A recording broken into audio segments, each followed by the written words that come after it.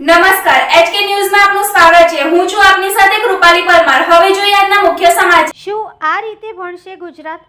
પાવાગઢ ડુંગર પર પ્રાથમિક શાળામાં જવાના રસ્તા પર ગંદકીનું સામ્રાજ્ય। એક તરફ સરકાર ભણશે ગુજરાતની વાતો કરે છે, ત્યારે પાવાગઢ ડુંગર પર છાસિયા તળાવ પ્રાથમિક શાળાના વિદ્યાર્થીઓ જીવના જોખમે અવાવરૂ જગ્યાએથી શાળાએ જવા મજબૂર બન્યા છે।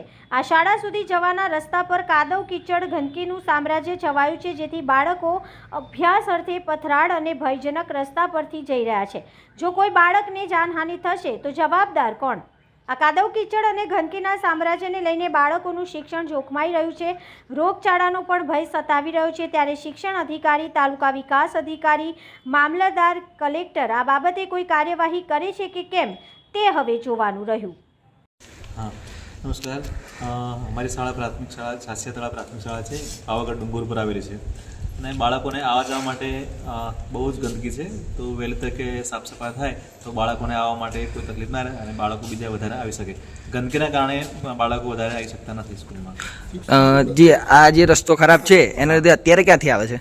અત્યારે આ નીચેથી આવે છે, આ જે આપણે છાસિયા તળાવ છે ને તે બાજુ, એ બાજુ બહુ ખરાબ રસ્તો છે, અવાવરૂ જગ્યાઓમાંથી આવવું પડે છે। અને એ જગ્યા એવી છે કે પથ્થર છે અને બહુ મોટા મોટા પથ્થર પણ છે, એટલે આવા જવા કંઈક પથ્થર પડે તો બાળકને વાગી પણ શકે જેવી જગ્યા લાગે અને અવાવરી જગ્યા છે। એટલે આ રસ્તો સફળ થઈ જાય તો વહેલી તકે સાહેબ બાળકો માટે સારું। જી, આપનું નામ? કિરણભાઈ ડામોર, પ્રાથમિક શિક્ષક।